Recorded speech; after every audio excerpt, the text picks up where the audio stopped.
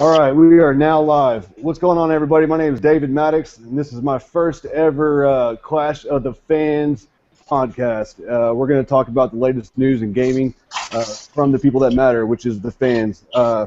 We have a few topics to go over tonight, and I wanted to give a shout out to the new network that I joined. This network is called RDA. Let's see here. Hold on just a second. Let me pull it up for you.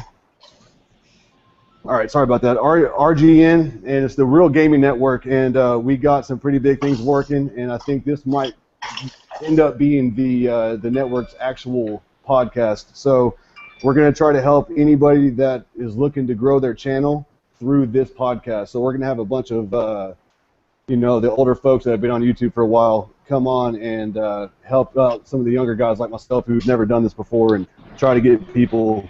showing people the way around YouTube. First, we're going to start off. We're going to go around the room and introduce yourself, and we'll just go. We'll go from there. So, Jay Gott, why don't you go ahead and start it off? Hey, what's up, man? I'm Jay Gott. I've been gaming for quite a while. I primarily game on console and PC. Just trying to give my support, give my knowledge, and hopefully everybody will enjoy. Keen, you're up. Yo, what's up, King? Grandpachi here. I game on everything, or at least I try to. Yo, Mike, let's go. What's up? My name's Mike. Mainly game on PS4. Been a gamer for a long time. All right, right on. All right, guys, let's go over the topics real quick. First off, let's go ahead and start talking about that. I think most of you have seen it by now. The game Hatred. Right now, it's listed as a PC game. It's been getting a lot of bad media hype right now. Have you all seen that video, the gameplay video that went out? Yeah, I saw it. Yeah, I saw it earlier this week. I think Okay. I saw it on another YouTube channel actually. Keen, have you seen it? Yeah, I've seen it. Yeah, Okay. I'm excited for it. Okay, so let me ask y'all this: do y'all think that type of violence is negative, or puts gaming in a negative light more so than it already is? Jay Gott. Well, what's the difference between shooting zombies and going to Call of Duty and killing everybody else? I mean, I really don't think it's that different than what we're doing already. I really don't know what the whole premise of the game is. I mean, besides what they said in the beginning, they really didn't say that much about it. Right. Okay. It's from what we can gather, and that's you raised a good point, which is context, right? We don't know the context of the game. And as of right now, it looks like you are just essentially killing innocents. It's like GTA without a storyline, right? I mean, Exactly.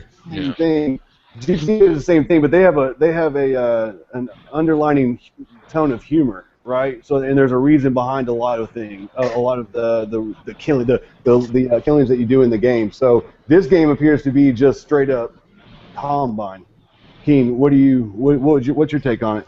I mean, like, I think a lot of people forget, like, back in the day with the old Grand Theft Autos, like, if you pay attention to, like, the old storylines, a lot of them, like 1, 2, and especially 3, you played as, like, psychopaths. Like, it was really, there was you worked for, like, gangsters and stuff, but the motivation behind the player you played as, there was none. They just did it to do it. It was, like, not to come up in the world or to make money. It was no point. They just did it because they wanted to. You're right. There's been games like that. Like, so with this, my thing is, games, movie, books, they do talk about things or, say things that happen in real life. And this is a thing that happens in real life. And honestly, I don't see the issue of it. I play Hotline Miami. The only reason why no one complains about that is because it's colorful. But it's probably more violent than this game. I've seen more violent stuff happen in that. Like, I'm like beating a guy's head in, like, to death. Like, so... I don't it's a big deal. It might actually get away with it because it is one of the top-down views, like the original Grand Theft. That's a good point because the older Grand Thefts, they really didn't have a point to it other than just sheer madness. Matt, we missed you on the introductions. Why don't you go ahead and introduce yourself to everybody? Oh, what's up? What's up, people? This is Matt, co-founder of Glitch. Just hanging in, joining the podcast. What's up, fellas? What's up, What's going on, man? What's going on? Since you're What next are we talking on that new game, Hatred, have you seen the gameplay for it? Nah, I haven't checked it out yet. I just heard the buzz going on about it. Right. So you've heard the buzz, which is, you know, it looks. A lot of people are saying it's too much, it's going too far, and it puts gaming in a negative light. So there's a lot of people calling for it to get banned, and so we're commenting on that, and if you think it should get banned. Wow, yeah, that's more than ridiculous trying to ban a game or something like that. It's I agree. basically just ultra violence, basically, right? I mean, it's nothing more Right. than that, right?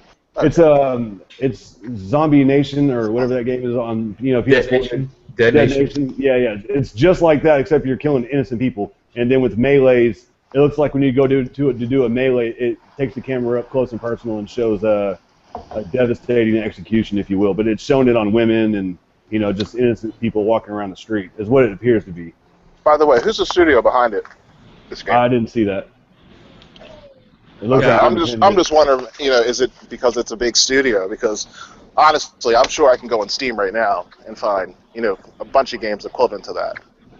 You know, right. being that violent. And Right. I don't really hear anybody speaking up on that. I think At it's all. a small studio. I think it's a new developer or whatever. But like I said, like there are games that like like I hear a lot of people saying, well, at least these other games had a point to them or whatever. But we don't know. Like, okay, from what I could tell, the point of the game is this guy hates life and he wants people to die. That's I mean, although a sad one, it is a point to the game. I guess if you can relate to it, I guess the game would be for you. I just want to play the game because I think it's going to be a good game. That's mainly it. Like, But my question is, will this game ever come to consoles? Like, would Microsoft or someone or even Nintendo want this type of game on their platform? I could see Nintendo boycotting it because they also boycotted like Grand Theft Auto and stuff. Sony and Microsoft, honestly, I could see it coming possibly because, like I said, like it's really honestly, I think it's just the topic, like where like they're telling you like, yo, this guy, he's he doesn't like life and he doesn't like being in school, so he's like murdering these people. Honestly, if they just showed you a game where you're just murdering people in the street and gave you no context whatsoever, no one would probably care. If they just said this guy's crazy, because what's the difference between this and if they made like nowadays if they made like a Michael Myers game? What's the point of Michael Myers killing people? Not too much or nothing. He just kills people because he's crazy. So, I see no difference. Yeah, Right. that's a fair point. That's a very fair point. I don't have. I mean, it looks distasteful to me personally, but I mean, the gameplay actually looks astounding. It looks really fun. I can't. I mean, the gameplay looks amazing, but I can't say it's freedom of speech, right? I mean, let's let it be. Let them do what they want to do. If you don't want to play it, don't play it. Hey, Mike, what do you got to say on this particular subject? Well, the name of the developer is Destructive Creations, and I was just looking at it, and I think I don't know if it's mainly just the gameplay that's getting all this hate or whatever. It's that Epic Games licensed the Unreal Engine for them to use, and after they seen the context of of what the game's gonna be like, they're having them remove any kind of label with Epic Games associated with it or the Unreal Engine like in the trailers. So that's, Oh wow. Yeah, I heard about that too. Yeah, I think on Screw Attack they announced that. Wow, I didn't hear that part of it. yeah, so because I don't think they really cared like how they use the engine in games, but whenever they realize what kind of game it was, they want to distance themselves from that so they won't get any hate themselves. Like, why did you let them use it for this game or whatever? But I mean, there was an old game a long time ago that it wasn't a big deal for me that they canceled it, but there was a game called Thrill Kill. Oh, for PS1? Yeah. Yeah, I have that. And see, I mean, I didn't know if it ever came out or not, because I swear I heard that it got canceled, so it wasn't, I never was able to play it. Yeah, I got a bootleg copy of it. A friend of mine had a copy, and I got like a mod chip to play it on my PS1. Now, was it good at all or anything? It was all right, It wasn't, I don't think it deserved to be banned. It wasn't any worse than like Mortal Kombat. So I think we're all on the same page that everybody thinks that whether or not it's bad taste or not, it people just shut the fuck up and play your games, right? Either So, All right, buy it or don't buy it. Simple as that. right. if you don't Exactly. want it to be made, then don't support it. Like that's as simple as that. But honestly, I don't really see the big deal. You know. But it's going to be a double-edged sword if they do come out with the game eventually, or if it's just on PC, then they got a lot to live up to because, you know, with all this hate going on, people are going to want to play it, and if it's a crappy game, then it's going to even get more bad press. Yeah, well, fair enough, but I guess that's the same with anything, though, at this point. Yeah. Let's move on. I think everybody's aware of the new Alienware Steam Box, or I guess it's not actually a Steam Box. It's PC's version of the console. They just announced it today or this week, and they talked about the specs. What do you think the impact of that new Alienware or Steam boxes in general? What do you think that's going to have on the gaming industry? What, the Steam box and stuff? Honestly, I don't think more specifically the Alienware, because I believe they've already showed that it's going to be, as far as graphically, it's going to beat both Xbox One and PS4.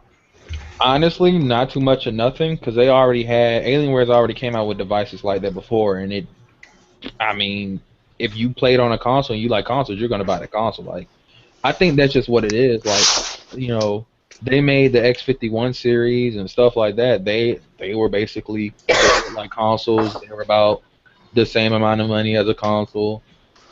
I don't remember no one buying it.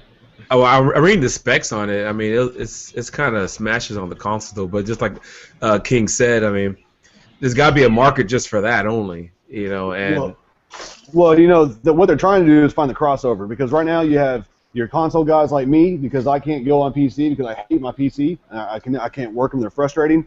And if this thing comes out and it makes PC gaming simplistic, you know, I could see myself going over to it depending on the price point. You know, at the same time, I have people like my buddies on here. You guys will tell me, man, you can just build it yourself for, you know, half the price.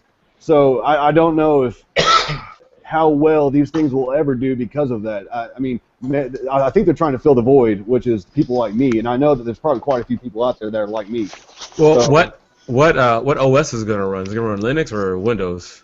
I have no idea. Well, the Alienware Alphas, they run Windows. Oh, yeah, they run Windows. yeah. But it has some type of like, I don't know, like a console mode or something. Yeah, some type of front system. Where it goes into like desktop mode or console mode, but I'm not sure exactly what that. I think it's more or less like the console mode is more or less like the Steam environment. Yeah, like big picture mode, basically. Yeah, exactly. Yeah. Well, I think I'm just looking at the specs. I mean, spec-wise, it does beat the consoles. But again, I don't know what market they're trying to go after, because as of right now, as a console player, there aren't any really big exclusives on PC that might catch somebody's eye. You know what I mean? Yeah, but if you can use Steam on it, that's incentive enough, because look at the money you'll save on just buying multiplats alone. Yeah, do know that Steam's not the only place that sells PC games. I know a lot of people say, you know, I get cheaper on Steam, but there's places like PC, like CD Keys, like where I got Shadow of Mordor for $33 on release day. So will those run? Will those type of store formats run on these machines? And if so, will that be a way for them to gain popularity? I mean, right now, right? I mean, PS4 is gaining a lot of headway because it's running the multiplats better. I mean, let's be honest. So if these systems start coming out and they run multiplats better and less expensive, I mean, that's a pretty big incentive. Basically, it'll just be a competition war in prices. I mean, until Sony, Microsoft, and Nintendo pull out of Walmart and GameStop, the price is always going to be $60. I mean, those stores going to make their money too. So that's why, like, when I went back to PC games and I was buying games, and I felt kind of stupid. I was like, man, for years I've been spending $60 on these games. I can got them half price on the PC. So I just you know, until Sony and Microsoft pull out of that market, which they probably won't, we're gonna keep paying that high dollar for these games. Right. As far as like this whole alpha, Alienware Alpha, I'm not sure how successful it's going to be. I mean, something's got to give with, you know, Alienware launching the X51 and then launching the Alpha side by side. I mean, one's going to push another out the way. And I mean, right now, it's expensive. I mean, even at the 550 price point, I mean, all you're getting is an i3 with that and like 4 gigs of memory. That's about it. Now, granted, they do have some pretty decent GPUs with them, but again, they are mobile GPUs, and it's like the 800 series, which, frankly, I mean, there's not that much data on them as far as like benchmarks, because those just got released, you know, and again, they only got released in laptops only. This happened just recently, right, with the 800 series? Yeah, I mean, I don't know, probably like, what, 6 months, like tops, like it's been out for maybe 6 months. Okay, because I know NVIDIA released something else just recently for the laptops to close a gap between desktop and laptop. I guess it's not it. Yeah, they haven't released the 900 series yet on mobile, but they released the 800 and they skipped the 800 for desktops. So desktops they went 700 to 900. Yeah, so the 800 was like solely on the mobile platform. But I heard I heard they're pretty stout. They're pretty decent. Yeah. But like I said, I mean, you're gonna have to pay a decent amount of coin to get something decent. Like it'd be at least $800. Michael, what do you think? I mean, you're like me? You're primarily on PS4. I mean, is this something that interests you?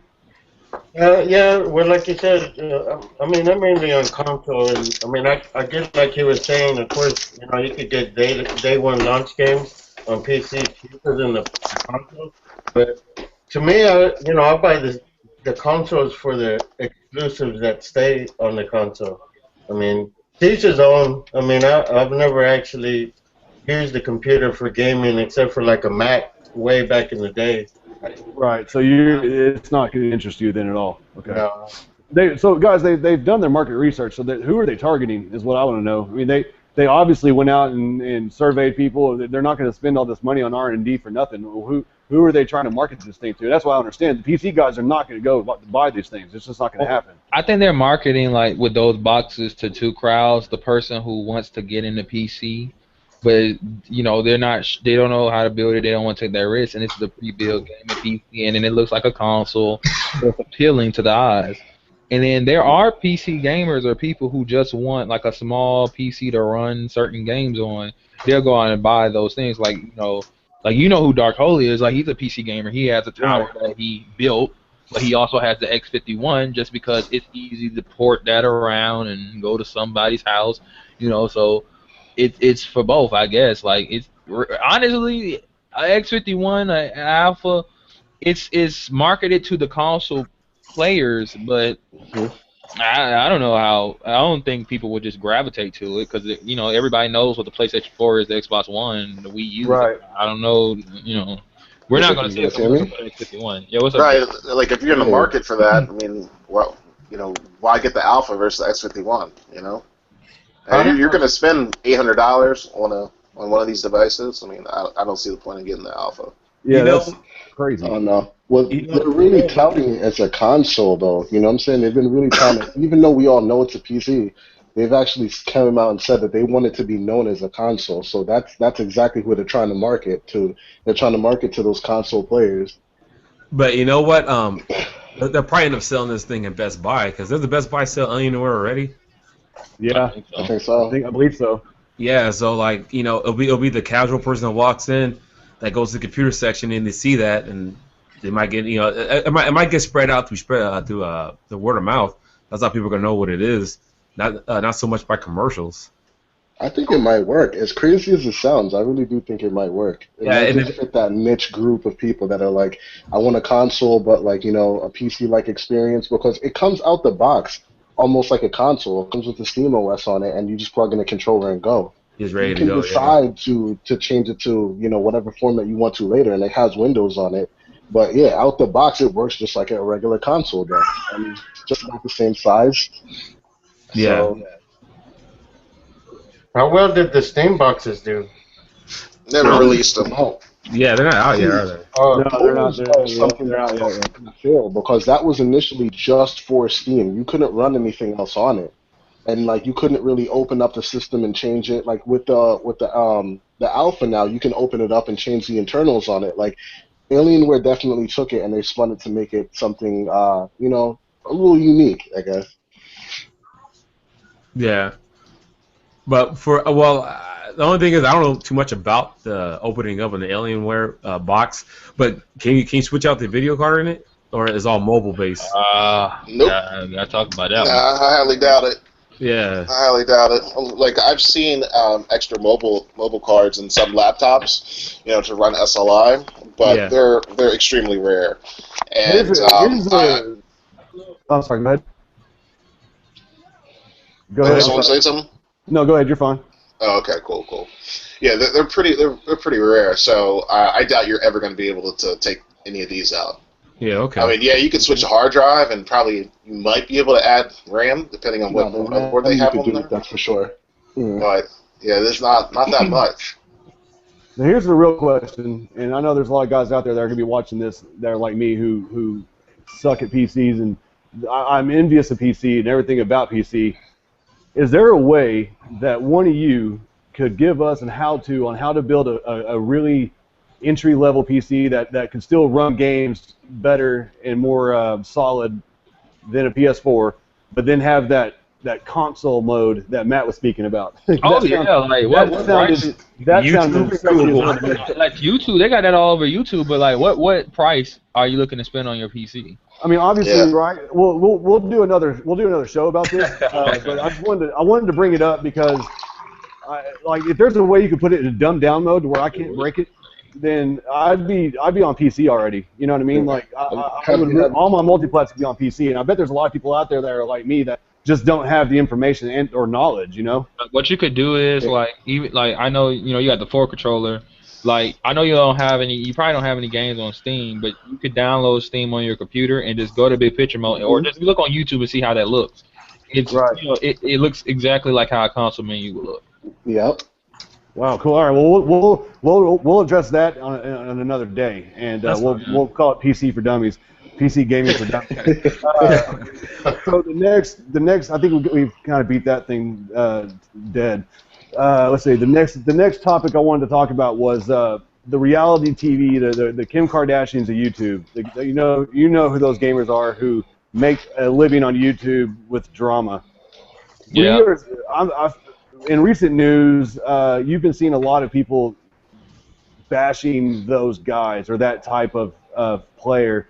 Do you guys see that slowing down in the near future? And do you want it to slow down with all the drama and get more focused on gaming in general? No. Go ahead. Are you talking about the crumb side of YouTube or what? Yeah. I think like people. If you start off the show, King knows what I'm talking about. King knows what I'm talking about probably. If you start off your show, okay, if your YouTube channel starts off like this, what's going on YouTube? It's your boy. If it starts off like that, you're drama. That's like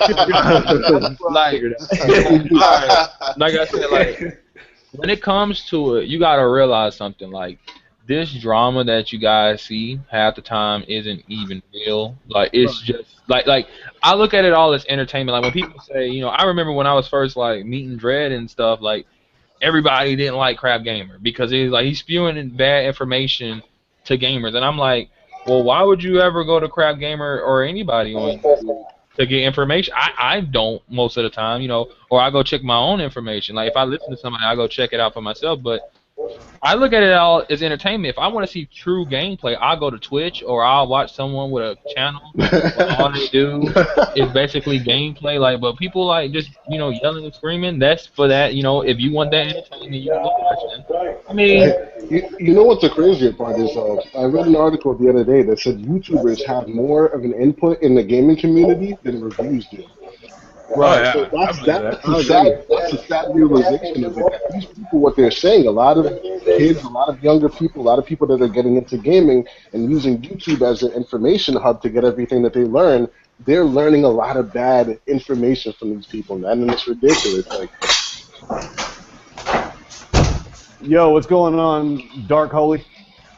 Or we said holy 3 times. You showed up like Beetlejuice. Right.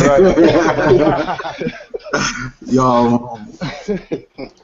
So, okay, my problem with it is it seems like when you see these kind of videos, I don't necessarily have a problem with their content on the actual videos themselves. It's the comment sections that bleed over into everything else gaming, and it seems like everybody that everything's fueled by hate. All the comments in their videos are fueled by hate, and basically spamming the console wars, and to me, it's getting old, and I think a lot of the devs are getting fed up with it. Obviously, if you saw that petition come out a while back, there was like something like 700 devs that signed it, trying to bring awareness to people, quit hating on everything. I mean, no matter what game comes out, it's just a slew of hate. Nobody can do right.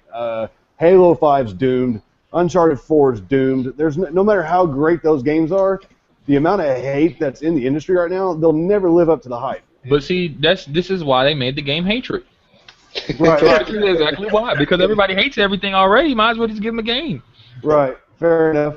But all jokes aside, I mean, yeah, I see a lot of people saying this game is gonna suck. This game, this, that, and the third.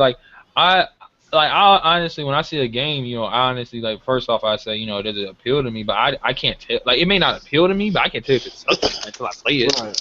I don't know if it's bad, because it's a lot of games that didn't appeal to me. Honestly, after Resident Evil 4, I was kind of done with Resident Evil because I played 5, and I was like, to me, it wasn't good. And then I started playing Raccoon City and all the other ones, and I'm like, yeah, I like this again. It's fun. I don't want to go in that, with Matt.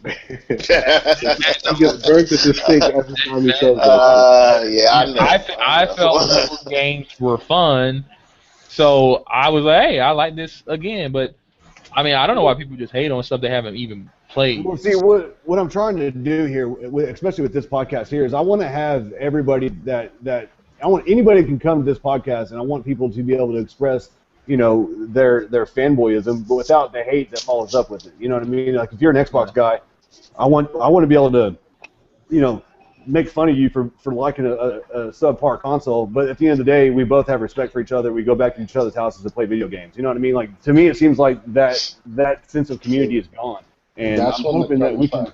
If we can spread the word, right, and we can hopefully try to make gaming go back to where it all started. Whenever you had Sega and NES, those guys were always bashing, but we always had fun with each other's consoles at the end of the day. And I don't understand why it's taken such a hard right turn into this hatred-fueled keyboard warriors. And I feel like some of those channels are putting fuel on that fire, and they're not progressing. They're not pushing the gaming community forward in a positive light.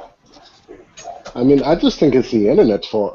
Honestly, I blame it on the internet because there's always some sort of argument. It's freaking Apple versus Windows. It's right. Samsung versus Sony. It's like there's always going to be something to talk about, and people who feel a certain way on the internet. And that's the anonymous place to voice whatever opinion you feel, and they try to push it forth as fact. Honestly, I think people just got real sensitive after 2011. Because I don't know, it's not even with gaming, it's with anything. Because out of nowhere, we could sit when I was in high school, we sit at the cafeteria and be like, you play Call of Duty, we play Battlefield, Call of Duty, such blah blah blah. And we're still going to have to play both of the games. Right. Now it's like you say something about Call of Duty, you're fighting in the bathroom or some stupid. That's what I'm saying. You might get cut. You might get hurt.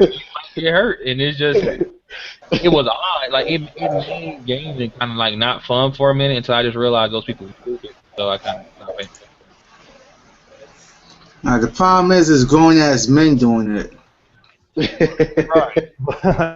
You don't see no kids beefing with each other on YouTube about your game is there. It's grown. Everybody's grown. Grown ass men past over 25. Yeah, that's a whole other issue in itself. I don't want to say names, but everybody knows who they are. And I'm just curious. I invited them to this podcast to get there so they can express their opinion, and they didn't come. They won't show up. I'm a nobody. But hopefully one day we'll get them on here and I can ask them some questions and figure out, why it is they do it that way and if they feel like they're good for gaming, because I don't think they are.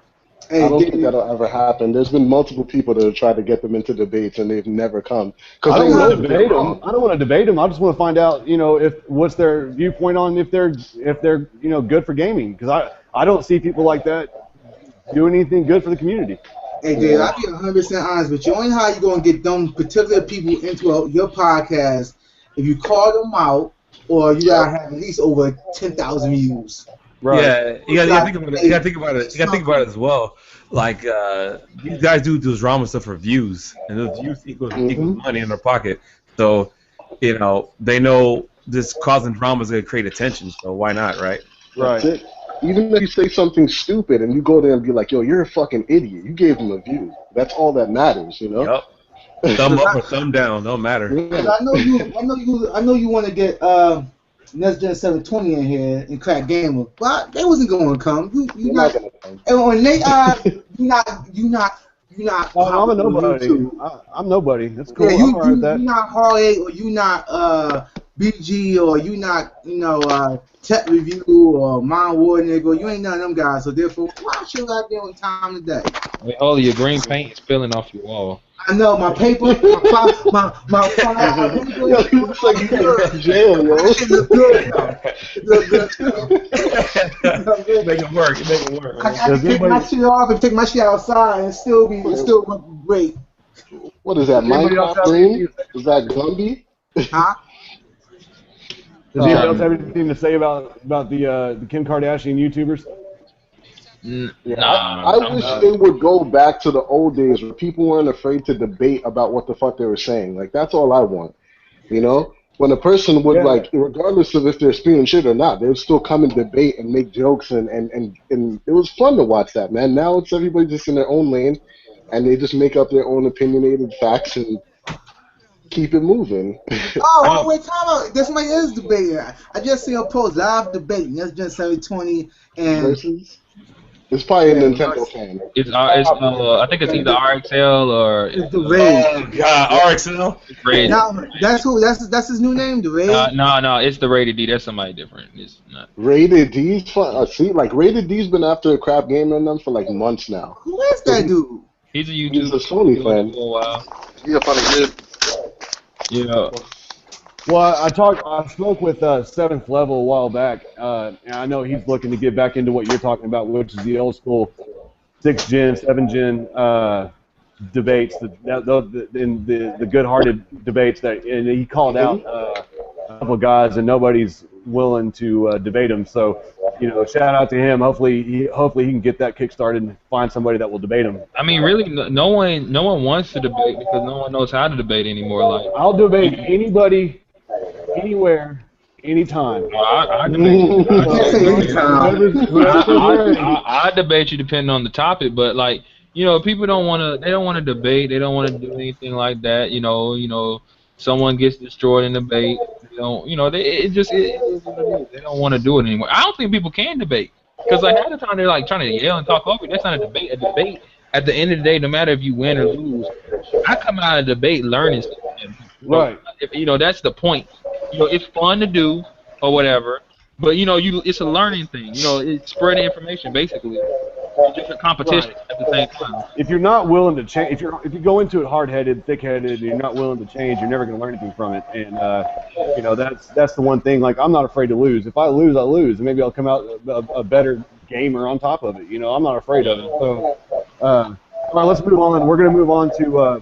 I know everybody's excited about Rainbow Six Siege, or a lot of people are, with the new announcement where it's going to be, no respawns. How does everybody feel about no respawns? I'll start off with DR down here at the very end. I think you're giving us feedback. Yeah, hey, Ron. I mute my mic. Hold on. I mute my mic to you ask a question. All right, okay, go ahead. DR, go ahead and tell us what you think about having no respawns, and you think that's going to affect the amount of gamers that end up going online with that game, with the Siege. Cool, I'm going first? Yeah, you, DR, that's your name, isn't it? Yeah. Yeah, I guess it works with some games. It works, because I remember when Gears of War came out, it had that, you came in once and you died, and then that was it. So I guess they're trying to go with a more serious direction with the game and everything like that, which it definitely gives the game a certain level of how do you even put this? If you know that you're gonna die and you're not gonna respawn, you're gonna play differently than just running out there and Call of Dutying it all day. Exactly. So I think it's cool. It's a good direction. It's something that's not done a lot, and yeah, I think it's a good direction for them to take it. Are they gonna have anything else in there, or that's how the multiplayer plays? That's it. They haven't said anything on that part. But I'm pretty sure they will. You know what I mean? Yeah. Yeah. All right, go ahead, Jay. Got. Yeah. I think it's a good idea. It kind of reminds me of Counter-Strike. I've been playing. I played Counter-Strike back when it first came out, and been even doing Cal League and the tournament leagues. You know, knowing that they have one life to live, it kind of changed your play style up. You just kind of like you said, people said before, you can't run in there like it's Call of Duty, thinking you come right back and get them. Nah, it makes the whole game intense, and you got to play more as a team. And if your team or clan has like strategies, you got to do some call outs and things of that nature. I think it just puts a whole different spin on the FPS genre. Right. Because as of right now, it's just run and gun. And now since they changed it to one life to live, is the whole play style is a whole lot different now. Do you think, Matt? What do you think? That's gonna hurt it at all. I'm not the biggest multiplayer fan, but as far as no respawns, I think there's games out there already that do that.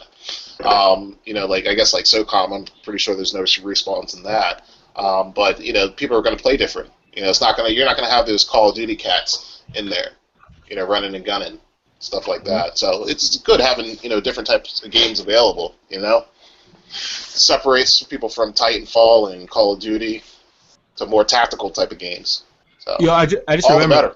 I just remember that The Last of Us has a mode like that. I think it's survival. Survival mode. Yeah, it's the same thing. I have more fun playing that than just going up there and running. See, I think people are more serious about it. See, what I'm afraid of, I love the idea, but I don't like the idea that it's going to be like that all the time. I'd rather them have that be the primary mode and then them also have a secondary mode, because you got to understand a lot of people get on there for just real quick games. And that's going to make it to where each match lasts a really long time. If you die really early on, over and over and over again, I have a feeling that I might scare some people away. You know what I mean? Yeah. Is that a good thing or is that a bad thing? I don't know. That's I guess that's the question. I guess we'll find out.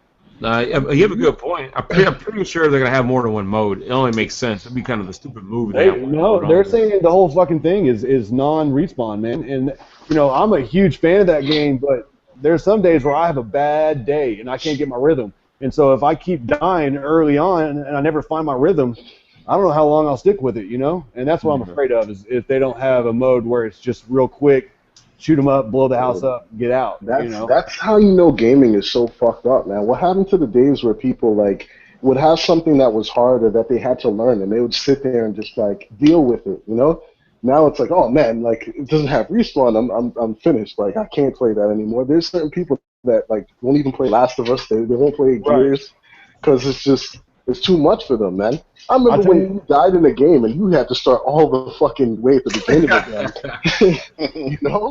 Pull that game.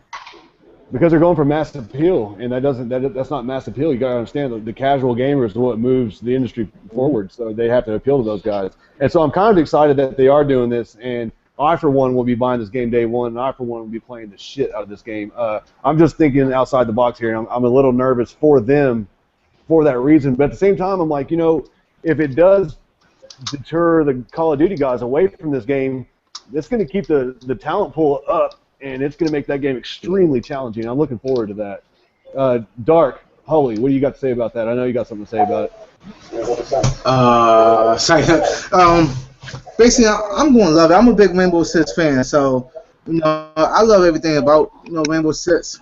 No respawns, that's cool with me, man. As long as the game don't be another Watch Dogs. Another what? Another Watch Dogs. So much hype come out. I hear you. Shit. Is Ubisoft the one developing it? Huh? Is Ubisoft developing it? No. Somebody else is. I'm talking about as all the hype. Yeah. And come out and then be bullshit. Okay. There's not a lot of hype around the game, though. I mean, the hype was actual gameplay at E3, which I thought was pretty impressive. I mean, they came out right out of the box and showed you 20 minutes live multiplayer feed, and that was pretty powerful. I mean, the hype was in the video feed. I mean, there wasn't any guy up on stage talking about it. I mean, it was literally gameplay, and I was blown away by it. I mean, I actually saw that and was more excited about that than The Order. That game looks amazing, and that's gonna be my go-to now that I don't play Battlefield anymore since they broke that game. I heard they fixed it finally. To bring back that Comp 3. Yeah, I know. as I said, for Battlefield 4, I heard they fixed it finally, like a year later. But I'm with That's what they're saying. Yeah, but I'm waiting for Bad Company 3 with the same devs though, the same people that did number 2. Gotta do number 3. That's the thing. You know, at least you'll know that if you want a real skill level played game, like it's gonna be the one for you. Because I know whenever they have games like that, where it's like or a mode like that where you die once, there's a lot of skilled players that usually play that mode. Yeah. Hey, Michael, you got anything to say on that, bud? That game Spelunky, part of that whole respawn thing where you got to start over when you die. I pretty much give up on it. It's like, if I don't have nobody playing with me, then I'm just constantly dying and I'll go back to the beginning. And it's like, what the hell? But, I mean, it seems like a cool idea, but, I mean, hopefully they implement another mode because it will turn a lot of people off. Right. All right, I think we covered that one pretty much. All right, guys, what about, okay, I'm pretty sure most of you have heard the rumors that Sony's going to have a huge, groundbreaking, turn the industry on its ear announcement come December. I want to get your ideas on what you think that announcement is, and do you think it's going to be as big as they're saying it's going to be? Whatever it is, it needs to be something that appeals to the Japanese audience. Do what? And so whatever it is, it has to be able to appeal to the Japanese audience, not just us. I think it has to be something that's going to appeal to everyone. Because as of right now, even though I'm a big Sony fan, I think that Microsoft has the better exclusive lineup going into December. So it has to be something really good that's going to appeal to everybody to go get, keep the momentum rolling for the PlayStation 4. What it could be, I have no idea. I'm hoping it's something like Legends of Dragoon or something, But like I've been on the PlayStation hype train, and sometimes it's a little underwhelming. Like the whole Tokyo Game Show, for instance, they're like, yeah, it's going to be a Tokyo Game Show, and I'm guessing those are the games that they push back till the big event. But I'm hoping it's something special. I'm hoping it's pretty good. Go ahead, Jay, what do you got? Well, like I said, maybe game-wise, maybe Final Fantasy VII. That game's been requested numerous times to Square, or maybe even Legend of Dragoon, because believe it or not, Yoshida, he's the one that produced that game. So I don't know why they're not pushing so you think his titles now. You think it's gonna be a remaster? Nah, I don't know. I mean, like they can't remaster it like like the whole thing. They gotta redo the whole game. To update the graphics, the characters, and so on and so forth. Oh, okay, that's what you're saying. Either that, or maybe Crash Bandicoot. Maybe they work something out with Activision where they can use the title again. I mean, I don't know. I mean, like the sky's the limit right now. Because believe it or not, PlayStation's library is pretty deep. Hey, Dark Holly, dude, you got a lot of mic noise, brother. Come on now. Here's the thing about it too, though. I was hearing that one of those games was supposed to be a multi-platform game, so I'm guessing they're going to jump back to the whole Tomb Raider thing, which would be pretty crazy. Because a lot of people felt a certain way when it was Tomb Raider. That was okay, cool. It's an exclusive now. The fucking internet went nuts. People were breaking shit, kicking babies. So it's like I want to see the difference. What it's going to be now that it's on the Sony end. If they're gonna come out and say, hey, this was a multi-platform game. We got an exclusive, and that word is used so loosely. That's another thing that kind of scares me with the industry. You have to watch the wording of how they put things together. When they say this is an exclusive, that can mean for 6 months to a year. That doesn't really mean it's going to be exclusive forever. So it's going to be interesting to see what they're going to bring. Yeah, exactly. I'm going to go on record and say I do not want them to buy out a multi-plat game that's established. I mean, if it's a third party and they're doing a new IP, that's one thing. But I do not want to see them come in and buy Fallout, right? I don't want to see them buy that IP. I don't want to see them buy, anything equivalent to Tomb Raider. I think that's bad for the industry. I think what Microsoft did is shitty, and I don't like it, and I don't want Sony to do it either. I want Sony to keep pushing first party, right? In a way, I agree and I disagree, because if you even look at the PlayStation 3 library, they had a chance to get Assassin's Creed and Call of Duty exclusive to the PlayStation 3 branding, and they decided not to. And I think those are very stupid moves on their part. They would have sold a shit ton more Sony products if they had those titles exclusive. So depending on what exclusive it is, if it's really big, if it's something that's gonna make people like, oh fuck, like I'm switching right now, like I have to go for the PlayStation thing, it could be really good on their part. But I do agree with you in some parts where it's like I don't want to see them play those. You know, I want to see them build their own games from the ground up. I don't want them to see like, okay, we have to come against something in Gears of War. Let's get a game that's just like and buy it out. You know? Yeah, I don't know. I don't care what it is. I don't care how good it is. I don't. Even though it's on my preferred platform, I don't want to see a established third-party game go exclusive. That's not fair to the Xbox guys. It's not fair to the Wii guys. It's not fair to the PC guys. I don't like it. I don't want that to happen. Does anybody else got anything else to say? Matt, you got anything to say on that? Yeah, I'm pretty sure I'm going to be disappointed. With the last, like every time they announce something like this, it's always a disappointment. Hopefully, you know, Grim Fandango, Dual Shockers. They're like in 24 hours we're going to give some information on this worldwide Sony exclusive. 24 hours later, it's a fucking Sly Cooper movie. Right. You know. Fair enough. Shit like that. Yeah, hopefully it's something like really great that we've been waiting for, like The Last Guardian. But I'm not gonna hold my breath. Right. I think if it's third party, I know that was part of the rumor. I don't know if that's true. I do know that there is a ton of rumors about Siphon Filter coming back, and that was earlier in the year. So if it is Siphon Filter, that's huge, and that will be a swift kick to the balls to Microsoft if it is Siphon Filter, because that game is amazing. I do have hopes. I'm crossing all my fingers and my toes. I hope it's the last. It is. I thought they're working on it already. They already said they're working on that game. Right. True. Yeah. But if they do an announcement where they go, hey, we're dropping this year, boom, that's going to drop a bomb on the whole industry if they do that. Like that would be huge. I don't see that happening. I'm just wishful thinking. Sony has a lot of games in their back catalog that were supposed to come out and have never made it yet. Like, remember that exclusive, The Agent, that they were doing with Rockstar? And right, that could be where that is right now. That's what some people are saying. So Rockstar still has the rights to it, I believe. Right, but it's exclusive to Sony already, so that's a good. I know that there are rumors circling around that's what it will be, which will be huge. That'll be another one that will be really big. Well, I don't know, man, because you see how Destiny's playing. RPG and shooters really don't mix well. You say that, but there's 3.2 million people playing that every day, though, bro. Yeah. That's the number one game on consoles right now. Come on now. Yeah, well, because they don't have much to play, and I'm about to bury my game, man. That game is so irritating now. Like, the drop rate, I know there's probably another podcast on that, though, but that drop rate in that game is so erratic. It's like you fight these big bosses, but there's no guarantee that the drops you're getting. No, it's not get on Destiny. Destiny will take forever. Like, you can have the stick. How about the stick?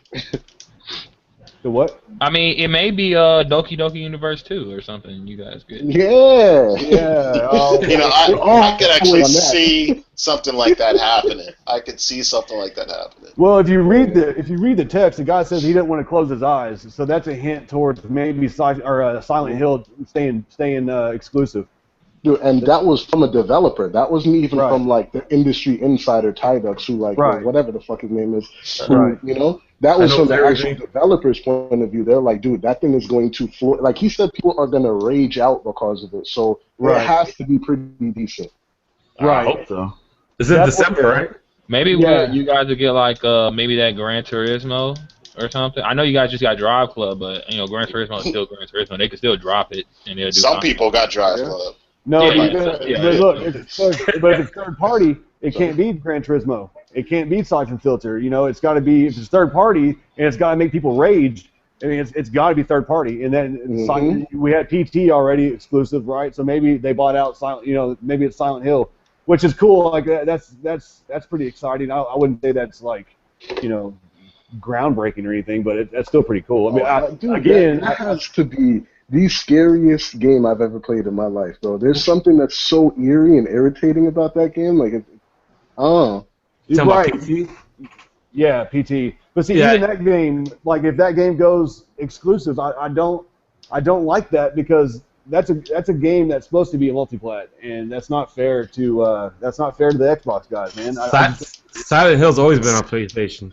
Yeah, no, but it's also been on 360, so that's not fair.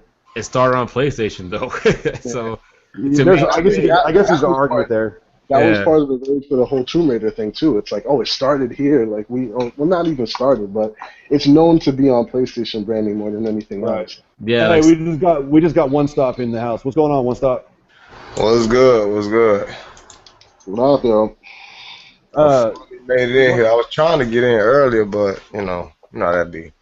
I hear you. My bad. We also had some technical difficulties at the beginning because I suck at computers. So I didn't know what I was doing. These computers, bro. Oh man, I hate them. I really, really do. Right now we're talking about that Sony announcement where they said that it's going to turn the industry on its ear. It's going to make a lot of people rage. I was asking everybody what you think that announcement is. Man, I don't know. It got me kind of excited myself. I ain't gonna lie, but it could be anything really. It gotta be. I just hope, to give my personal opinion, I just hope it ain't that hype. Like they telling us it's gonna be a rage, and they come and put some time exclusive bullshit game or some indie shit out their ass. But if they saying it's gonna it's gonna make some fans angry, we can all assume that they're talking about Xbox fans. Right. You know what I'm saying? So it gotta be it gotta be a multi-plat. Here's something we could speak to that, and here's some of that shady indie stuff that you were just talking about, right? So if it goes at this point in time, No Man's Sky is still up for grabs as a multi-plat, correct? I think so, yeah. Right. Yeah, so if they just come out and say No Man's Sky is exclusive to PS4, to me that's lame. Like I could care less if that game is exclusive or not. You know what I mean? So that I'm hoping it's not something like that, because that would be horrendous. But watch them play some exclusive sales numbers again. Like, oh, we sold this many. That's what the news was. Like, it could be anything, man. Like, some of their conferences were like, I still think they were solid, but there wasn't that big wow thing that got me like, holy shit, this is a game changer right here. Like, people are going to pick up the console because of this. Like, you don't think the Wild, Bloodborne, Uncharted 4, yesterday's all those games look amazing, dude. Yeah, they're all very good games, but there has to be that like definitive, like this is the reason, like this is going to. What has Sony ever had that does that other than The Last of Us? I mean, they've always had. Well, that's why I like Sony so much, is because they put their hands on everything, and they have different genres for different types of people. So no matter what kind of games you're into, Sony has something for you. That I've never seen them have a Halo or a Forza or a Gears. They've always had a variety, you know. So right. I don't know. I've always been okay with me getting excited about one thing and you getting excited about another, even if that excitement is not the same as Halo 5. You know what I mean? Yeah, but I think they need that at this point. You know, you're right. You're right. They do. Sony needs a definitive shooter. Sony needs that definitive thing that is known for, like, when you think of Nintendo, you think of Mario. When you think of Xbox, you think of Master Chief. When you think of fucking PlayStation, it's a plethora from fucking Crash Bandicoot to fucking Kratos. There's I love that. Characters. I do. I love that myself, but there's not that definitive. Every PlayStation fan gets behind this. It sells like how Halo does, regardless that The Last of Us did sell pretty well. Like, no lie. I got a question for you, though. Mm-hmm. Do you think Mario and Master Chief is played out already? Yeah, I do. Well, then, I do. If Sony did the same thing, then we'll be having the same discussion, wouldn't we? But I mean, they are doing the same thing, though, because you could think about how many times we've seen Kratos, how many times have we seen Drake, how many times have we seen all these characters over and over again. You know, but I just think they need that definitive like game that is known for the brand instead of just being a bunch of different games. You know? Yeah, because at one time, Crash Bandicoot, he was like the mascot. Dude. He's everywhere. And now it's like. But the funny thing is, he wasn't the official mascot. We all saw him as the mascot. Yeah. Right? I mean, yeah. So all right, you got a point there. My bad. No, that's so good. Hey, Dark Hole, you got anything to say on that? They got to unmute him. I don't have him muted. Oh, he muted himself. Yeah, he's probably getting something to eat. One Stop. We're gonna go back. We're gonna backtrack a little bit because you weren't on, so you weren't here to defend yourself, if you will. I wanted to. What I'm trying to do with my channel and this podcast and the network that I joined. I'm trying to go for a new direction with gaming. on my particular channel, and I want to surround myself by people that feel the same way. And that is, do you feel like your channel is good for gaming or bad? And what I mean by that is the hate that is associated with your name between you and everybody else that you constantly have drama with. I mean, on my part, I mean, how can I put this? That's a good question. Man, I think honestly that I think I'm good for gaming, and the reason why I say that is because, for one, I speak the truth. Right. You know, and that's what I'm always do, and that's one thing that I noticed that the gaming community was lacking. Right. Was truth speakers. So I bring something to the table.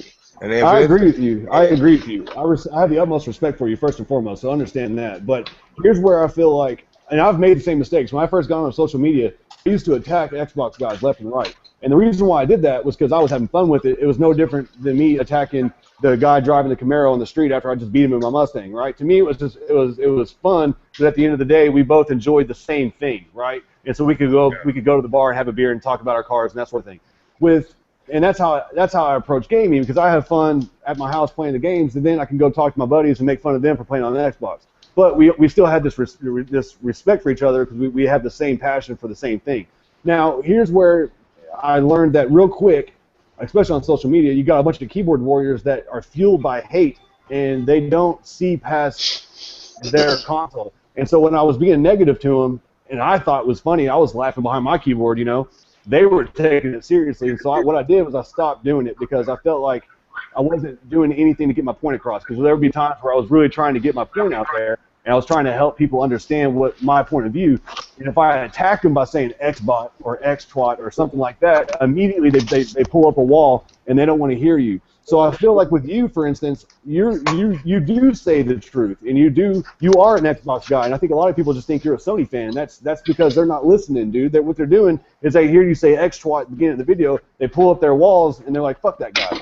But if you were to approach it a little differently, I think you would get further with your opinions. I think more people would hear you. You know what I'm saying? But at the same time, you might lose your views, and you might lose your following because there isn't that drama, because you're not attacking the other ass clowns.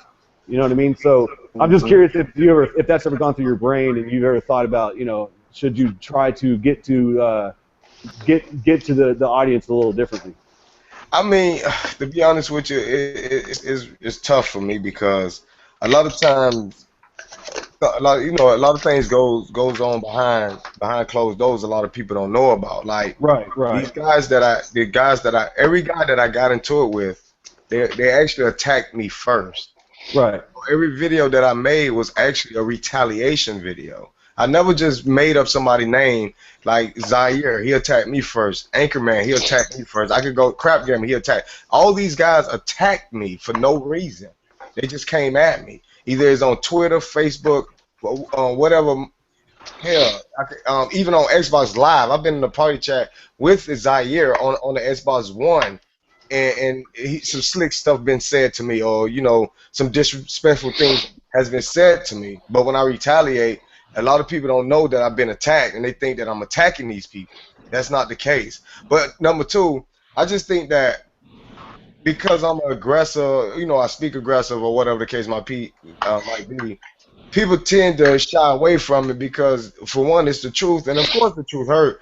And number two, I mean, it's just my style, you know what I'm saying? Like I say, right. A lot of guys, like with me, me personally, I believe that there is no other Xbox guy like me. You know what I'm saying? I'm the only one that's doing it like I'm doing it.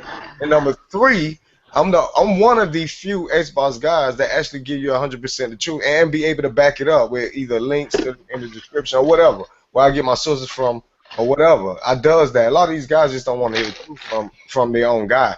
The Xbox community has shut me out from the beginning because I told the truth. And to be honest with you, I feel like I really shouldn't have to change the way I present myself because I already been shut out. They're not gonna let me in, regardless of how I speak. You know, I could do my Mr. Rogers way. Hi, my name is One Star for Gamers. I could talk like that. No, they still would not. They still would shut me out. Was that a white joke? Were you making fun of me? That's my. I love that character, man. I'm gonna stick with it. I'm gonna break him out. Hey, I'm a follower for a reason. I'm just asking the question. You know what I mean? Like I thought maybe you might be able to reach more people on the Xbox side because people like you is what's making the Microsoft change. Without people like you speaking out against them, they would never change. They would have kept the DRM. They would have, you know what I'm saying? Right. So you are, in a sense, a true fan because you are the ones that are speaking out against what they're doing. You know what I mean? I guess I should have said more about the drama between other people, and you addressed that with they attacked you first. I get it. I just feel like that following the Kardashian type YouTube channels are getting old. Yeah, you know what I mean? I'm getting tired. To be honest with you, I'm getting tired of it myself. You know, I mean, you know, it bothers me a lot too because I understand where you come from, and I agree with you because it seemed like when I tried to steer in that direction, that's when I started getting attacked. It's like every time I make a video that just pure gaming, I'm not, you know, going at nobody and stuff like that. You know, the very next podcast that one of these idiots have, oh, One Star for Gamer is not a real gamer. He's this, he's stupid, he's dumb. I'm like, wow. It's like once I try to go in that direction, you know, I start getting attacked from different angles. And you know what? To be honest with you, I need to start ignoring these people and just keep doing what I want to do. You know what I'm saying? Don't let them dictate, you know, the way I conduct myself or the way I conduct my channel. Right. But, yeah, I agree with you 100%. That's something I have been thinking about for a long time. That's awesome. Well, man, I'm here to support you, man, because I love your channel. I love what you do, and I love what you talk about. So keep being you. And I just wanted to ask you. I wanted to ask the Sword. I'm glad you showed up, man. I appreciate it. Thanks, man. Anybody else have anything to add to that, or did I say enough already? Yeah, I think a little bit of drama never hurts. You know what I'm saying? It's fun that people go back and forth. Like honestly, it's when it gets to the point where that's all that there is. It's just drama. It's just clickbait. That's when it gets boring after a while. And I think even the Xbox fans, mostly on their pages, are getting tired to the point where they're like, all right, come on now, this is bullshit. Like you're clearly lying all the time. Like, you know, I've seen a lot of Zaire videos being posted recently about his, you know, he said his house caught on fire and then he's wearing the same clothes, but he only got out with the clothes on his back. Like a lot of people are starting just bought this new headset. Yeah, he still had the same headset, everything. That's just bought this new headset. Dude, you got some wide ass arms, but you scooped up everything. The rabbits, the cats, dude, you out. Like I don't understand it. Yeah, if I was him, I would have got that 20,000. Right. Exactly. The 20,000 or the $12,000 PC. You decide to take the Xbox on the PS. What I don't understand is why these Xbox guys follow people like that because they're not helping them. I mean, yeah, they help. There's nothing to grasp right now. Do what? When you really think about it, there's nothing really else to grasp to because it's like they're not winning in the sales department. It's not really, you know what I'm saying? Well, but Microsoft's got a lot of things you can point to. I mean, they're killing Sony as far as games are concerned in 2014, in my opinion. I'm a Sony guy. You know, like talk about that. Talk about how the updates come out every month. I mean, talk about but that's not enough. If you're going to be like, okay, we have the better lineup of games, and then their console still isn't selling as well, it kind of defeats the purpose of it. You know what I'm saying? Like, yeah, you can have all these great games that doesn't equate to sales. No, I'm not saying. Yeah. No, I'm talking about the fans. I mean, celebrate what's going on right. Don't attack Sony guys just because your shit sucks. I mean, you know what I mean? Like, celebrate what you do have going on for you. I mean, Microsoft's got a lot of stuff going on for them. That I just don't understand why these guys still need to talk about us 24/7. That's the crazy part. If you look at more than a quarter of their videos, it's all just Sony shit. And I'm like, yo, that's fucking nuts to me. I don't know why you're talking about the other consoles so much. Like, it doesn't make sense to me.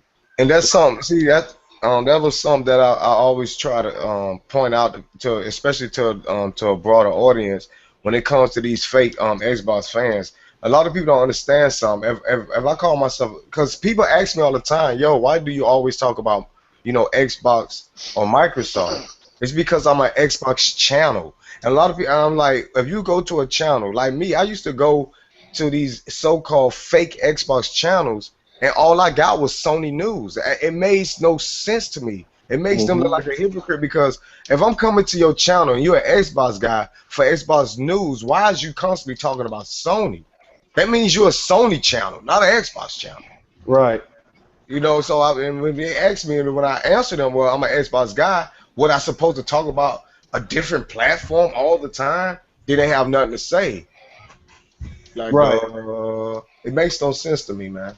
Yeah, I don't like it. I mean, I don't understand it either. I mean, I like, you know, with me, I'm going to try to talk about just whatever's in the paper. I mean, you know, we can talk about Sunset Overdrive. I can tell you what I feel about that. I mean, you know, I'll talk about anything. And yeah, I'm a Sony guy at my house behind closed doors, but I'm not going to try to lie about, you know, I'm not going to put lies out there to make myself look better, make my purchase look better. I don't get it. I really don't. They need to make they need to feel good about their purchase. That's what it is. So they gravitate to these guys.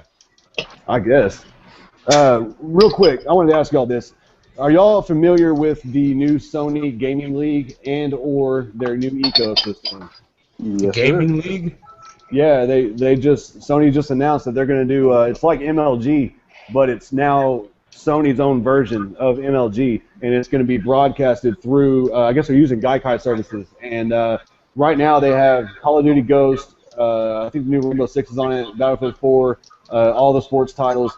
So you're going to be able to go to the website and sign up for tournaments and stuff. Sony's going to pay out to the, you know, the top tier winners of these tournaments. They're going to have a year-long season for every type of game you can imagine, and it's going to be basically high-level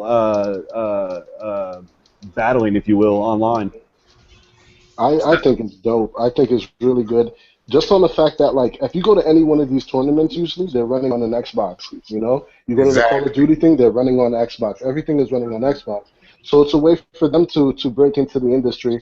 But I was just a little surprised that, like, number one, they started off in Spain, which was just like, okay, like, I don't understand why you wouldn't make it more of a worldwide thing so far. Number two, out of the list of games, none of them were Sony first-party games. They were all, you know what I'm saying? like, I think they were I thought they would actually make at least one for their game. Why not throw The Last of Us in there? It's very competitive. It's very team-oriented. Like, I saw The Last of Us. That was in there. Oh, okay. All right, so. Yeah, Killzone's on there as well, I think.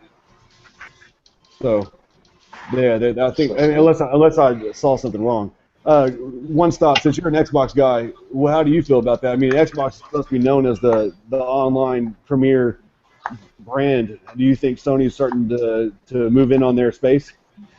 Yeah. I mean, I didn't get salty about it because I always say that competition is good. I think, to be honest, it's about time. You know what I'm saying? Because Microsoft, like Dre has said, Microsoft always, every time you see it on TV or these tournaments, is Xbox, and they pretty much had a monopoly as you in that field. Right. It was just them. If you want to sign up or you want to participate in something like that, you had to go to Xbox in order to do so. So now Sony doing. I want to see how this all pans out though. Right. I think competition is good. All right, fantastic. Anybody else got anything to say on that? Matt, Michael? I think it's a good idea. I'll go ahead and speak. I think it's a good idea for them to do that. Like One Stop said, you know, competition is good. Just hope Sony can deliver on their end. You know what I mean? Right. We know how Sony is with their online recently. Yeah, I'm over it. Talking about Sony delivering, how the fuck do you release the PlayStation Vita TV without like Netflix or Hulu Plus? Like, Sony. Sometimes I scratch my head with them. I think Hulu Plus is on there. I can actually speak to that. I have a friend of mine that actually he develops apps and stuff for different things, and he actually works on the Microsoft side and PlayStation.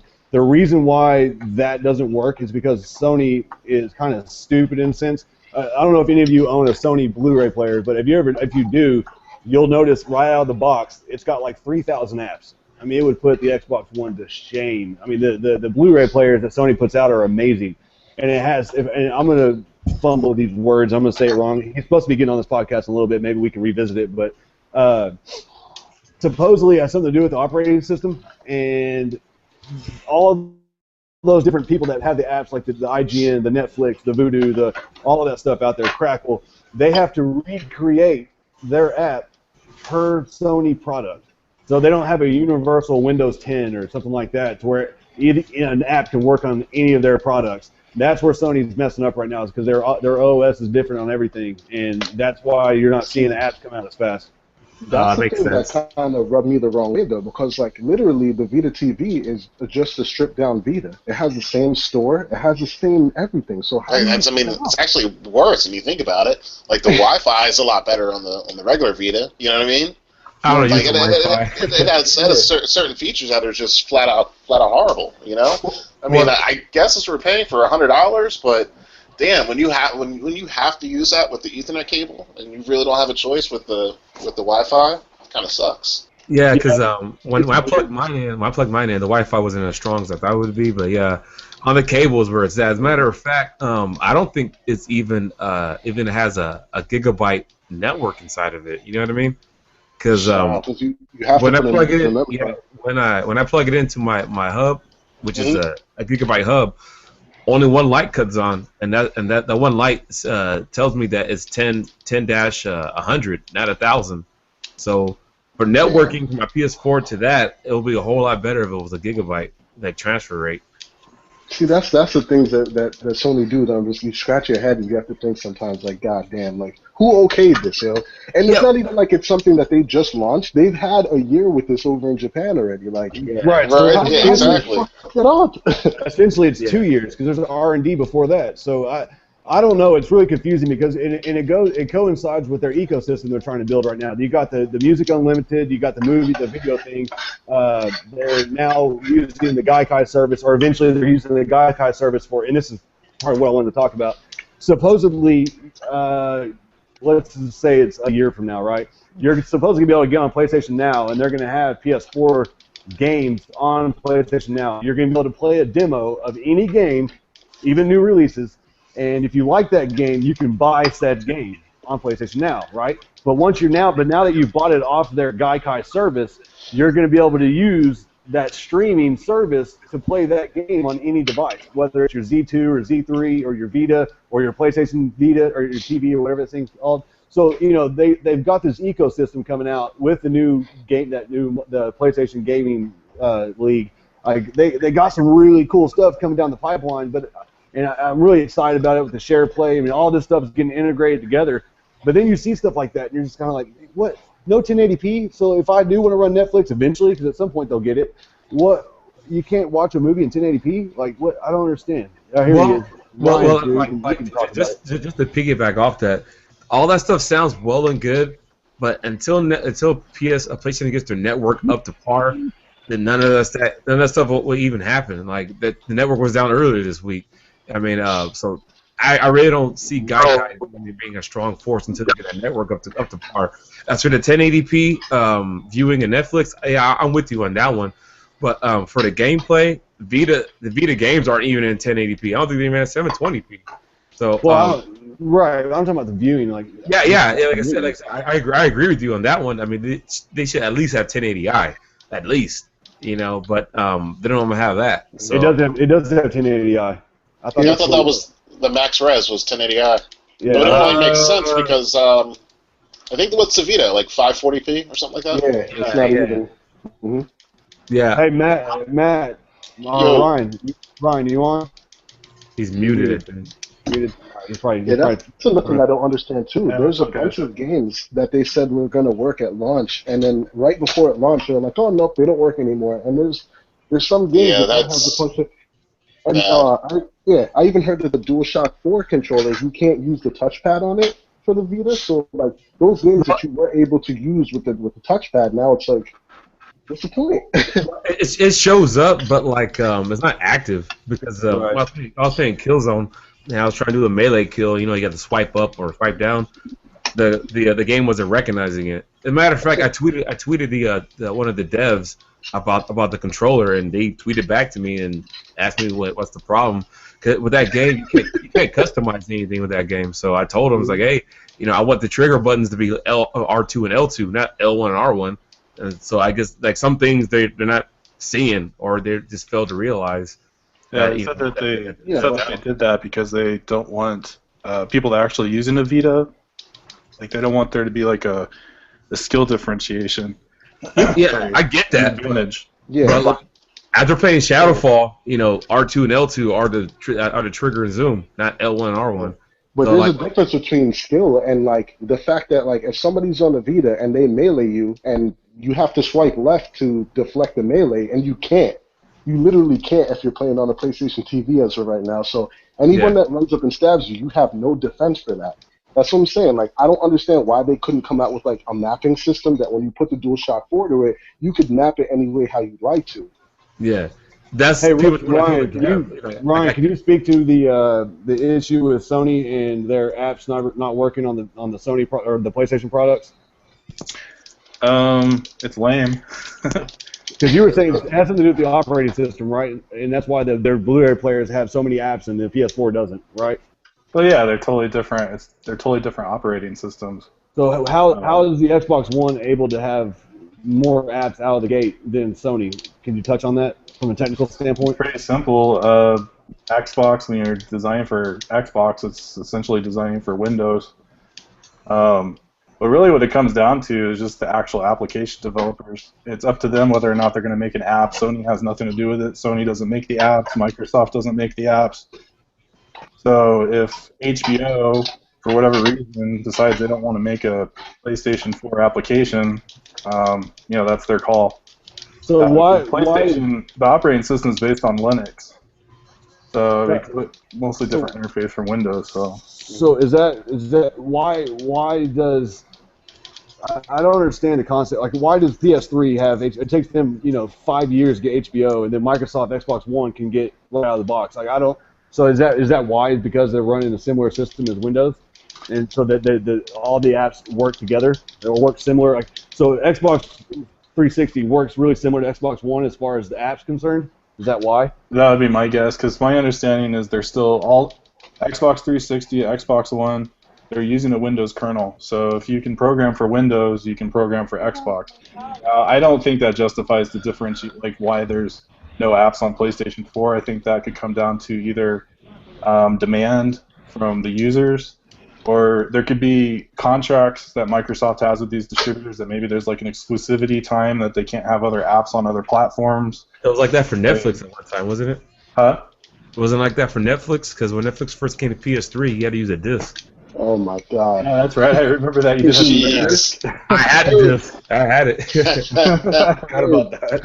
Terrible shit. I mean, what you're saying, Ryan, makes sense. I mean, I couldn't have the app on the console, but I had a disc to run the app. You know what I mean? I think that's really what it comes down to. Is just it's the language. Windows. It's using a Windows kernel, so it's the standard. Basically, I mean, I hate to call it the standard, but I don't know. You kind of have to do like special work, extra work to make something work on PlayStation in that regard. But I wouldn't see why it'd be any different than designing different consoles. I want to go down the line real quick. One stop. You have an Xbox One and an PS4, correct? Yeah. All right. DR, what do you got? Spawn. Oh, me? Yeah. Trend that you. Spawn. Yeah. Oh, Trend. I don't think that's it. What are we doing here? Right now I have the P4, P3, this Sony the fuck out. I'm planning on getting a 3DS soon, so I can get all my Nintendo fix right there. I didn't hear your first part. So what do you have? PS4, PS3, Vita, and soon to be getting a 3DS. Okay, so no one. Okay. J-Got, what do you got? Your PC, PS4, right? Well, I have everything, to tell you the truth. I just the only Microsoft product I own is the 360, but that's in the closet. Okay, so you don't have a one then? Nah, like I said, I have everything from PlayStation ever made that they have for gaming. Right. And I have some retro stuff, but like I just recently got back into PC gaming. Okay. Keen, what do you got? I got a PC, a Vita, a PS3, a 3DS, and that's it. No 4, no 1. Okay. Matt, what do you got? PS Vita, PS3, PS4, PC, Wii U, 2DS. That's it. Okay. Michael, what do you got? The PS4. Okay. And then my boy Ryan's got it. Xbox One and PS4. Hey, do you have a Wii U yet? No, not Wii U. I also got a Vita and a PlayStation TV. So. Right. Yeah. All right. Well, I'm a Sony guy, so I have all the Sony stuff. Let me ask y'all this: I know we're gonna get some. I put this on the Xbox community, so hopefully we've got some Xbox guys watching. What do you guys think needs to take place in order to make them more competitive in this new market? Because I call it a new market because this shit is way different from last gen. So, what do you guys think they need to do? I mean, obviously they've been making a shit ton of improvements. They've been buying down PlayStation games quality. I'm just playing that. I didn't say that. They just bought 5 new. They bought 5 new developers. You know, what do you think they need to do in order to win back 6 million people, or have 360 guys convert? Because I think that's part of the problem is that there's no incentive to get an Xbox One right now. So what do you guys think needs to take place in order for? Because I mean, most of us don't even have an Xbox One. So what would it take for you guys to get one? I mean, I'll go ahead. Okay, well, for me, like they lack variety. Like they don't have any type of like RPGs. They really don't. I bought a 360 to play RPGs, and they didn't have any. To me, they had a bigger variety of games. I mean, I don't know if you've seen some of the games I play, David, but I play all sorts of games. I play rhythm games, I play puzzle games, I play RPGs, some shooters, racers. I play all types. As of right now, I see Xbox as a shooter. That's it. That's the only thing I see it for. Right. Okay. I have to agree. Fair enough. Anybody else? Well, I mean, for me right now, the reason why, like, you know, there's a bunch of different reasons why I'm leaning more for a 1 than a 4 right now, but most of the time, when a company is, like, you know, getting shattered on, they do the most improvements faster. Not to say they're going to have the better console in the end, but they do improve. Like, right now, like, that Ori game, which seemed like a game that would be, like, PlayStation. That's pretty cool. Yeah. And I want to play that, like, you know, Sunset Overdrive, like, you know, that doesn't seem like a game Microsoft would typically go for, but yeah, it's there, you know. So I see them making the changes, and I don't know, maybe it'll be good. I don't know. I have to try it out first. Okay. The Ori game looks like it might be on PC though. I don't know why. Yeah, those games. See, that's the thing that's kind of messing me up. It's like yesterday, I knew about the features of the Xbox One, but yesterday I actually saw someone use them, and they're actually pretty cool. But the thing is like, I don't know if any of those games. I know some of them will, but if the major ones like the Gears or the Halo comes to my computer, then it's like really no reason. That's the thing. I don't know if it will or won't. Like Halo is kind of wishy-washy, and so is Gears, but I don't know at this point. Insomniac even said that they might take their game to PC. Yeah, they did say they might. You know, they might put that game on PC. So I honestly don't know. One stop. What do you think? Okay, I'm gonna answer the question direct, and I know a lot of people probably ain't gonna want to hear this, but I'm gonna stick to my guns.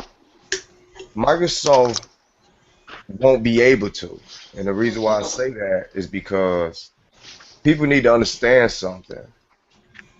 Their fan base is not as big as everybody thought it was, and it's showing right now. And I know a lot of people, including myself. I had 3 Xbox 360s. Now think about it. More than half of the so-called fan base has multiple consoles. A lot of people don't talk about stuff like this. Right. So when they sold how many 80 million, 90 million, something like that. So now you do the math. If Microsoft counted those returns and all those broken consoles as sales, how big is Microsoft's actual fan base really is? But see, nobody, you have to subtract that.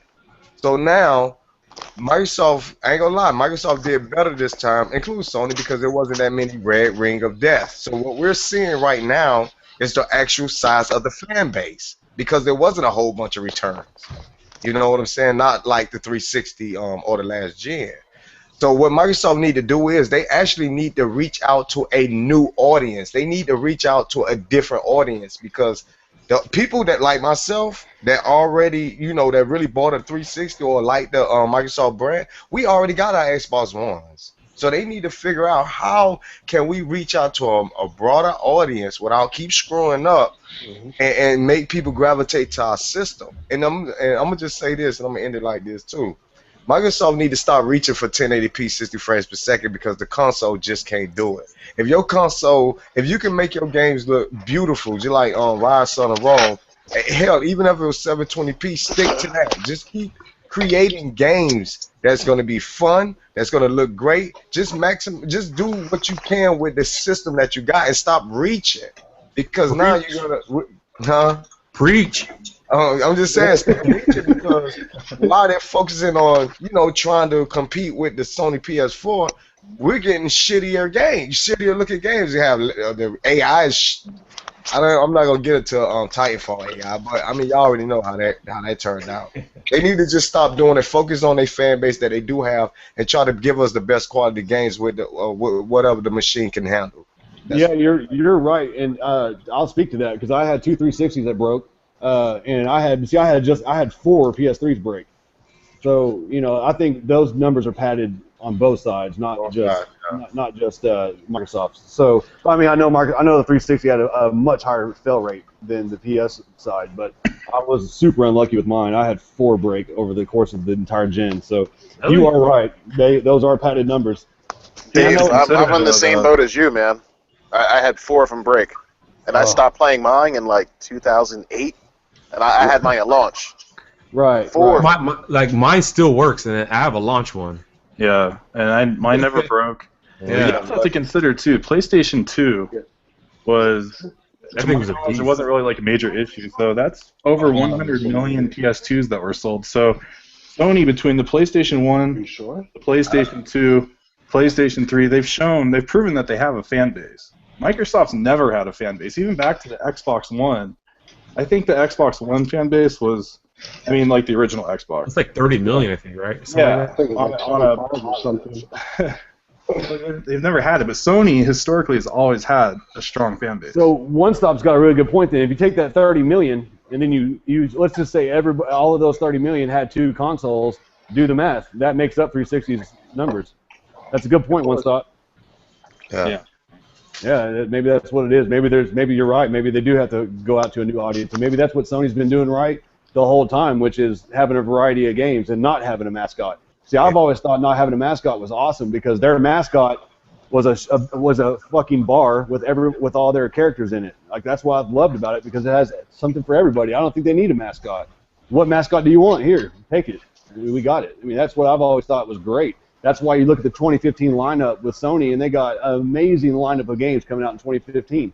Microsoft's got the games now, but I don't see them having games for 2015. They have Scalebound, Quantum Break, which looks amazing, and then Halo 5, and then what? There's a few others. They got the roller coaster game. Woo! That game looks awesome, dude. Do what? That game is revolutionary. That's groundbreaking. Yeah. Okay. Yeah, so maybe you're right. Maybe so One Stop. What genre do you think they need to go to then to find a new audience? JRPGs? Absolutely. And you know that's something that I've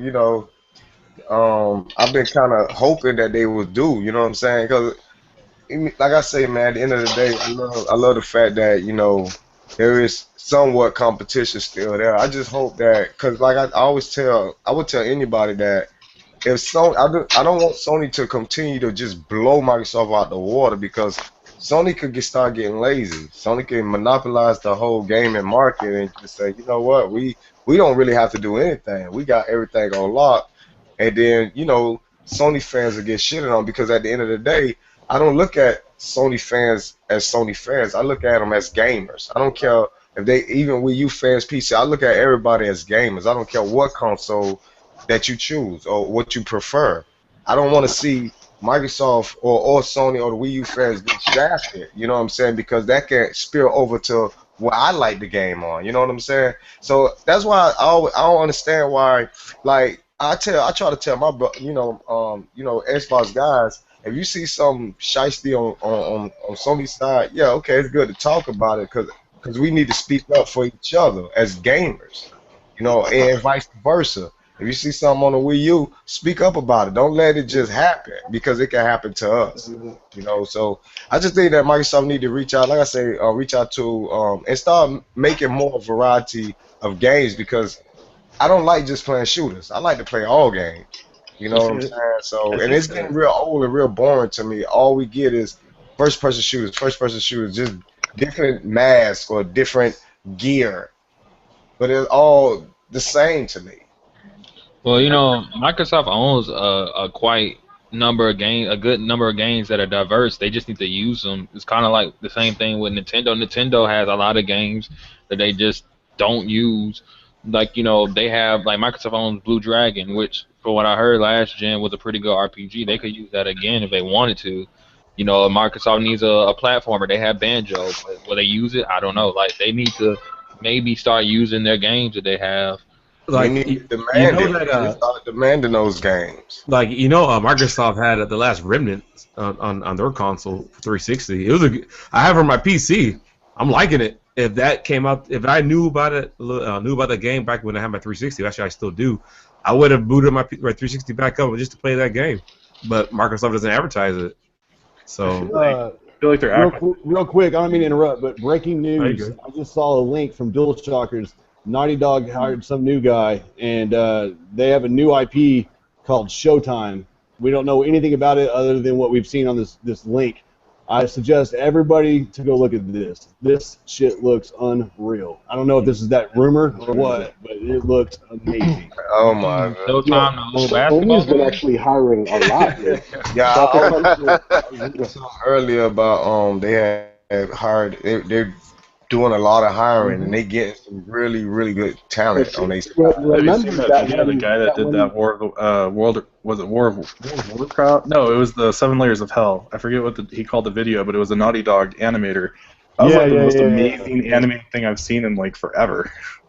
You know what's really crazy though? Remember when they were losing developers, and I was telling people like, well, you know, they're kind of reformatting their whole game division. They want the best of the best to be developing these games this time around. Like, Sony's not going for the you know, the subpar games or the games that could have been better. Like, look at Resistance as a series. It could have been so much bigger and better, but it was okay. So it's like all you saw was Naughty Dog Doom videos and Sucker Punch Doom videos, but now that they're hiring people back, no one's talking about it. No one said a thing. That's true. That's real true. And when you said it, man, I really didn't believe it, because you got to admit there was a lot of lead designers, lead graphic artists that were leaving too around that time. I think like 3 or 4 of them in the span of 6 to 9 months. But yeah, you're right. Now you got all these people getting hired, and you don't hear any videos about that at all. That's that negative hate drama I'm talking about. That's always in the gaming media. Yeah, because people leaving and coming in and out of studios, that's just part of the industry. They're all on contracts. Every single person, for the most part, with obviously a few people are actually hired onto the company, but I'd say probably 80%, just throwing it out there, probably 80% of most game studios is probably contract workers. Yep. And they're only on there for one project.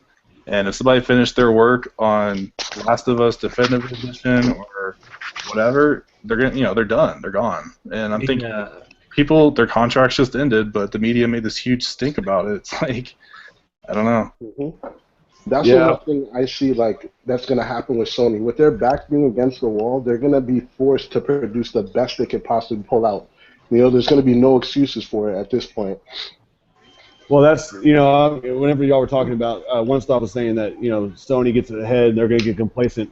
I don't think Sony's getting complacent right now, at least not anytime soon, because they have their company worries. You know what I mean? Like, they're in dire straits, and so they need the PlayStation brand to really take off and carry the company for a while, if they can. So that's why they're pulling in, you got that new Powers TV show that looks fucking amazing. They got all kinds of good actors in it. They got, I don't know if y'all know this, but the SharePlay, not SharePlay, the factory, the factory where you can edit your videos and stuff was actually made by the Sony studios for movies. They're pulling in a lot of resources to make PlayStation's ecosystem amazing. So I don't think you're going to see Sony slowing down, at least not yet. Despite what the competition's doing, Sony's going to keep pushing out good quality stuff, I hope. What I am worried about, though, is Drive Club. Or any of their exclusives this year have been kind of so-so. Like, don't get me wrong, I'm really, really, really, really digging Drive Club. I'm loving the game itself, but dude, what a bomb! I mean, they ruined the launch. And Killzone, it was a great show-off product. It was good for showing off what the system can do. It's a fun game. I still play it every once in a while. Sunset, or not the other. What's the other one? Infamous Second Son. It's just all these games they're fun, and you play through them the first time, you enjoy it, but then you move on to the next. They don't keep you coming back. So I think that is what it is. I think with the 4 and probably the 1 too, most of the games out right now are just that. They're tech demos. They're kind of just to show you what they do. Like I don't think any of them are like complete. Like they really try games, you know.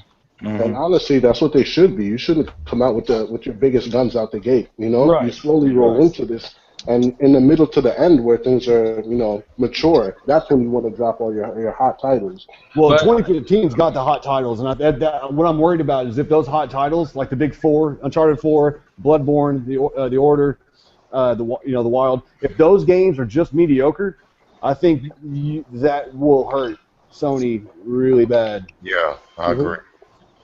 So, but you gotta. It's the exclusives are something very important.